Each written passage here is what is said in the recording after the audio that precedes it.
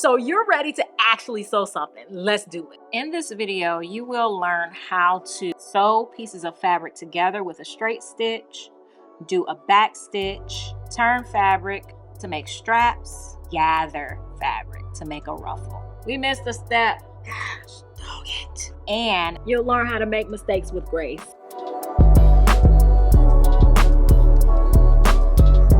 Hi, I'm Angelina, and this is Blueprint DIY, where we remake our clothes to be just as unique as us. So, if you are coming from my Learn to Sew in 20 minutes, as well as my video about the things that you need for sewing, if you haven't watched those, of course, I will link them. But this video is a follow-up to those because I think this is the perfect project to sew after you just learn how to sew. Because this project has all the steps that I use on a normal basis to make pretty much all of my upcycles. But we're gonna go step by step and make this as easy and as painless as possible. And you might be saying, Angelina, you're in a different setting. What is going on? Yes, this video is also because we are getting ready for our very first in-person class in Houston, Texas. So if you are in the Houston area, definitely stay tuned to the part where we talk more about the class. But let's get started with this tutorial. Here's what I'm going to use for my tote bag. Now you can really use whatever. If you have old bed sheets, if you actually have some fabric, this is just a plain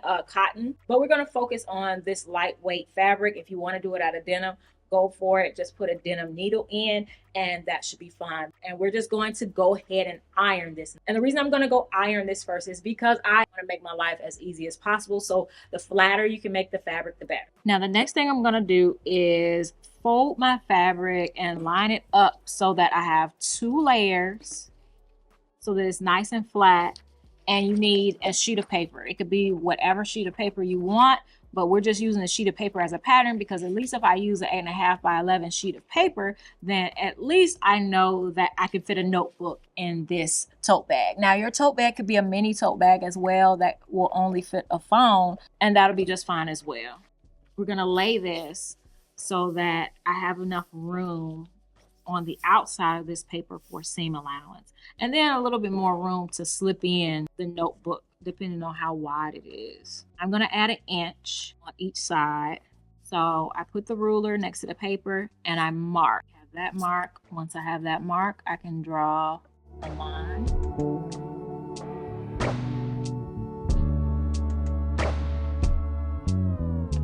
And I'm going to do the same thing on the bottom. Same thing on all 4 sides. So now we have our square that we can now cut out. If you are going to add a ruffle, you do not have to, but I do want you to learn these steps because it's going to take your sewing game to the next level much faster. So the next thing we're going to do is cut some strips so that our ruffle will be nice and full. We typically want a ruffle that is double the length of whatever we're going to add the ruffle to. The width of your ruffle could be literally whatever you want it to be. So to make this really easy, I'm going to cut 2 strips that are 4 inches wide and then 2 more strips that are 3 inches wide, and those will be for my straps. So just like before, if I were measuring this, I would go 4,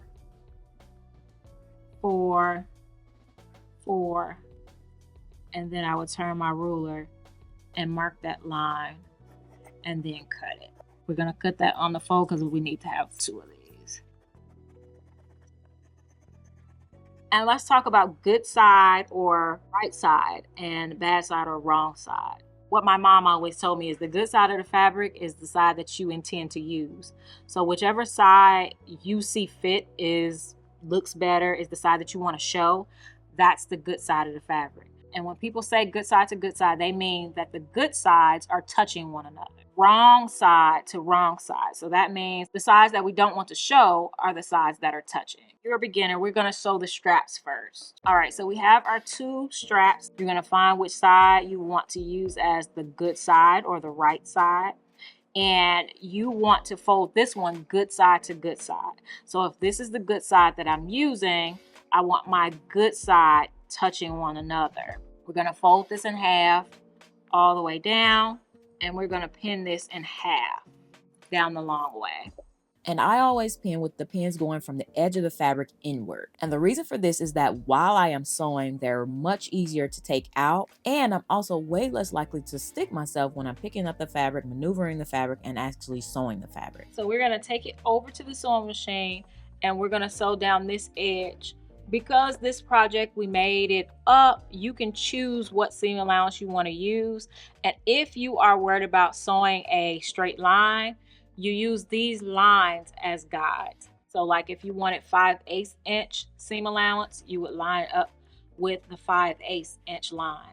And it just means that from the middle of the needle to this edge is 5/8 inch. The easiest line for me to use as a guide is the edge of my foot. So if you put the fabric under and keep the fabric right on the edge of that foot, it's much easier for me to line it up because all I got to do is watch the foot, which I'm watching anyway. All right, so I'm going to teach you something I didn't teach you in the last video. At the beginning of a stitch, for any stitch that will not cross another stitch, so we're not going to be sewing this edge closed, we want to make sure that we lock this stitch so it doesn't start to open up. And that's what our back stitch is for. This is the back stitch button. Yours may be slightly in a different place, but typically it's on the right hand side of your sewing machine. In order to go backwards, you press it down and hold to go backwards, and it'll go backwards while you're sewing, and then you let it go and it'll go forward again. That's for mechanical sewing machines. Some computerized sewing machines, you just press it and it'll go backwards, and you press it again and it starts to go forward. Ooh, I was going to cut the camera off, but this is a teachable moment because I've had some of you ask me this. Okay, so it's a good idea to make a little test stitch with your sewing machine if you just threaded it. You can see it got bunched up down there, and this is all weird, messed up. I threaded my bobbin wrong. Get all that extra thread out of there. With the bobbin in your left hand, the thread should be going away from you. I had it the opposite way. Thread this bobbin right. And when you're threading your bobbin, you have to turn the wheel so that the needle is all the way up. Otherwise, this thread might not come up.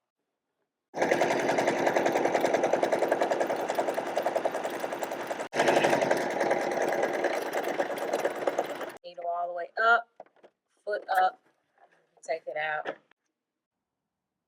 All right, so we have our straps here, and we did our back stitch here so that once we start to pull this to turn this right side out, the stitch won't start to open up. If you do have a paintbrush or a pencil, let me show you how to use it. I just use it and pull.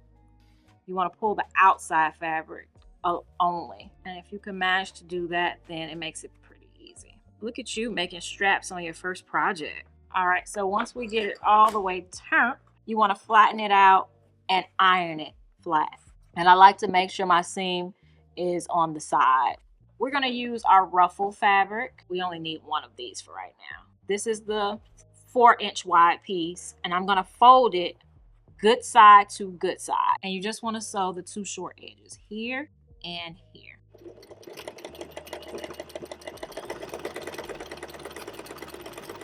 Then, once you've sewn both sides, you want to turn it right side out. This is an advanced tip. When you're turning stuff right side out and you have a corner that you're going to turn, you can clip it like a triangle right on the edge. That way, once you turn it inside out, it has less fabric right there in that corner, and it'll help it to sit very nice and sharp. We're going to iron that. Now, after we iron this, we can take it back to the sewing machine and sew a gathering stitch along the long edge. All that means is that we're going to adjust the length of our stitch as well as the tension. We're going to go to the highest number for your tension. My highest number on my machine is 9. It doesn't matter what your number is, just go to the highest number. And then we're going to go to the highest stitch length. The highest stitch length on this one is 4. So we're going to go to 4. We still are on a straight stitch. Now for this one, you want to make sure you have maybe about 5 or 6 inches of thread pulled into the back. Some sewing machines, you will start to see it gather while you're sewing. Some you will not. Needle all the way up, foot up, pull out. Do not cut. Don't cut right at the edge. Leave about 6 inches and cut there. So I'm gonna add a pin and mark that this is the side that was at the top. And the reason I do that is because when we pull the thread, I want to pull my bobbin thread. It's easier pulling the bobbin thread. All right, so we have our ruffle, and we were smart enough to put a pin on the side that was top.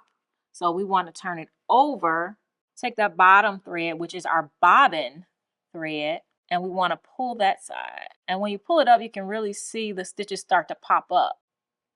And when you pull the thread, it'll start to gather. Some fabrics are easier to gather than others. This, just be patient. Don't pull too hard. Otherwise, you will have to do it over again. We missed a step. Gosh, dog it. Dang it. That's the purpose of a seam ripper, because we all make mistakes. Missed a whole step, guys. You want to make sure when you're gathering something that your gathers are even, kind of evenly spaced, so that at the end, it won't look like a portion of it is gathered and then portions of it are not. And then depending on how thin or thick your fabric is, sometimes your gathers can start to pull out. Take a pin, put it in the fabric at the end of your stitch, in and out. And then you're going to take both threads and around the top, behind the bottom. Around the top, behind the bottom. And you keep doing that. And it just locks the thread so that it can't go anywhere. And I'm going to leave the other side undone because I may need to pull that one more later. So the next thing we're going to do is we're going to take each of our rectangles for our actual bag, and we're going to take each one to the ironing board, and we're going to fold it down just a little bit, like 1/4 of an inch towards the wrong side. And then we're going to fold it down again about 3/4 of an inch, and we're going to iron it. And I'm going to match both sides up just in case I messed up. I just want to make sure at the end they're the same length. The next thing we're going to do is take our straps. You want to have it flat, fold it, and put it in underneath that fold that we had just ironed. You just want to make sure they're even on each side. The inside of the strap is 3 inches, let's say. Ooh, that girl good. And we want to pin them in place. That way, when we do sew this down, we have a place for our straps, and the edge doesn't have to be finished. The reason I'm having you fold it flat is because if you do this, that's not what we want. We need it to be like this. We're gonna go sew this along the edge. Oh, made another mistake. See how it's gathering? Forgot to make my adjustments. This needs to go back to 4. In between 3 and 5 is good, so I'll just leave it on 4. And this needs to go back in between 2 and 3 someplace. And I will take this stitch out. It's a gathering stitch, so shouldn't be too hard to take out. Someone asked the question, what should I do? How do I know when to call it? When you have no more patience. When you have no more patience for a project, the project needs to go on timeout. Now, when is the project a fail? I've been there many times. You know what I wish I had done at the very beginning of my journey? I wish I had made just a large poof, or ordered a poof unstuffed and just kept it to the side. And for all my failed projects, just stuff them in there, because I have, and I'm embarrassed to say, I have thrown things away. And it is one of the most difficult things to do. However, if you continue to hold on and hold on and hold on, it will thwart your journey, your sewing journey, your upcycling journey. It will thwart your journey because now you're holding on to dead weight. You're holding on to baggage. So I wish I had a poof to stuff them in, and then they could have been useful, because that would have made me feel so much better about it. So that would be my solution. As a matter of fact, I need to do that. Either make or order a poof. Maybe we'll do one together, and then we can stuff all of our dead projects in there, and then they will become useful. And then after we sew it, we're gonna fold this up and sew it along the top edge so that the handle will be sticking up out of the bag. That's what we get at the end. Now we have our 2 pieces of the bag and we have our 2 ruffles. So what we're going to do is we're going to choose one piece just to be the anchor piece. So that'll be this piece. And we want to turn it so that the good sides are facing out. So we want to take this ruffle, edge of the ruffle should be lined up with the edge of the bag. And we want to put the top of it up there. And we're going to pin the top to the top edge.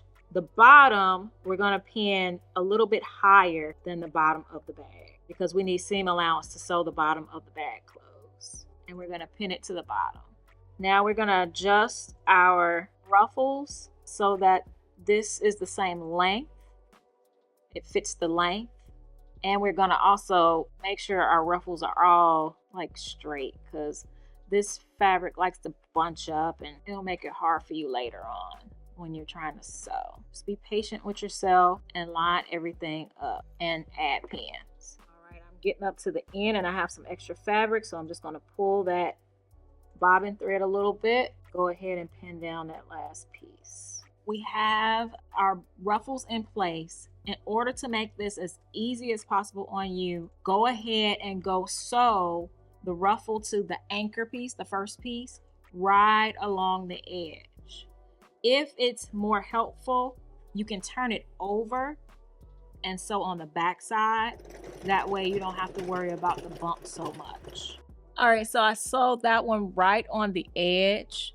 I wasn't trying to leave much seam allowance at all because I don't want it to be seen in the end. And you can still see the gathering stitch. I did pretty good getting all the gathers in there except for one little piece right there. This is what I'm talking about making sure those ruffles are nice and flat. That one is giving me a little bit of trouble. So I can use a seam ripper and take that apart and tuck it in. And then we'll come back and we'll lay the other piece on top of this piece. Now you can do both pieces at the same time, but I know that sometimes people find that difficult because you're trying to line up too many pieces all at the same time. Make sure that everything is lined up. The tops are lined up. Pin this piece and we'll sew this down. And then this time I'm actually going to give it a seam allowance. I use a 4/8 inch seam allowance to make sure all my ruffles get inside. And I'm also going to do a back stitch because I want to make sure this stays in place. I don't have to do a back stitch on the bottom because I'm going to take a stitch along the bottom as well. So pretty. If you decide to sew it all in one fell swoop, this is how I do it. I line up the top. I took that pin out already. Make sure all of these straps are moved out of the way. Don't want to sew anything that's not supposed to be sewn. Then I'm going to move all this stuff out of the way. Make sure all my ruffles are laying properly. None of them are bunched so that you get that piece that I showed you. I'm gonna lay it on top, remove any pins that need to be removed, and go ahead and sew. And then I'm just gonna repeat that until I get all the way down to the bottom. All right, so here's our bag. It's still inside out. You wanna check it, turn it right side out. Let's check it together. Before we cut anything, let's check it together, make sure it looks like we want it to look before we cut anything. Super cute. All right, we're gonna turn it right side out, and this is how you're gonna get around finishing the edges. So before we see how it finally turned out, definitely hit that subscribe button and turn on all notifications so you don't miss a thing. I appreciate my notification buddies so much. You guys watch as soon as I post, and it does so much to help us grow, and I appreciate you guys. And as promised, let me tell you about our in-person classes. If you are in the Houston area, go to blueprintdiy.com/sewing classes or /learn to sew. And there you can sign up for classes and find out everything you need to know about them. And we have classes all summer. We're going to kick it off with our introduction to sewing class, which is basically the video Learn to Sew in 20 minutes, but you get 2 hours with us in the studio, hands-on, answering all your questions, sitting you down, and actually taking you through the process. We will also have an open sewing studio where you can come and rent out machines, and you'll also have access to a serger that you can rent out. So you just rent out the time and you can come use our sewing machines, our big cutting tables and stuff like that. And then we're also going to have a few like sip and sews for the summer, and those are more social events where we just get together, bring the things that we're sewing, and chit chat and sip on some things. So I'm super excited about those. So definitely sign up for our email list at blueprintdiy.com so you'll be notified when these things are happening. All right, so finally, let's see how this bag turned out. I'm gonna cut kind of close, but not super close. All right, now that we've done that, we're gonna take it and sew it along the bottom. You just wanna kind of tuck your ruffles up so that they are not in the way and they don't get caught in the seam. Cut those corners again so that when we turn it right side out, we have a nice clean finish. I'm gonna cut this last seam like really close to the edge. You're gonna see why in a second. All right, now we can turn it right side out. So in order for you not to have to deal with this fabric fraying on the inside, I'm gonna teach you how to, this is technically a French seam. Look at you doing French seams on your very first project. Take this to the iron. We're going to iron it completely flat as much as we can. And then we are going to do what's called a top stitch. And a top stitch is basically a stitch that is on the top of the fabric. And then I'm just going to kind of feel where that seam is and make sure I sew inside of it.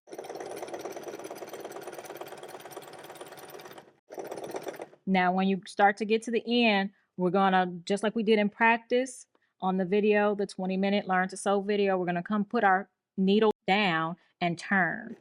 So come to the end, start using the hand wheel, needle down, and turn.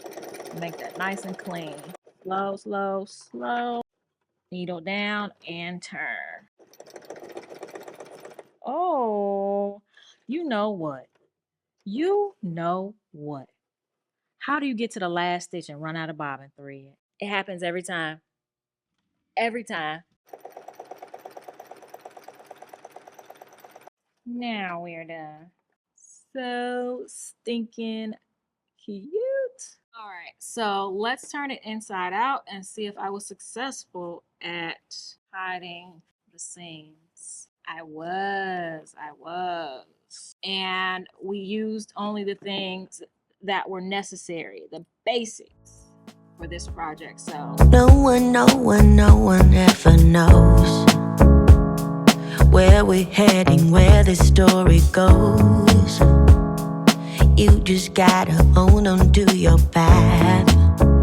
What feels right in your heart and your soul.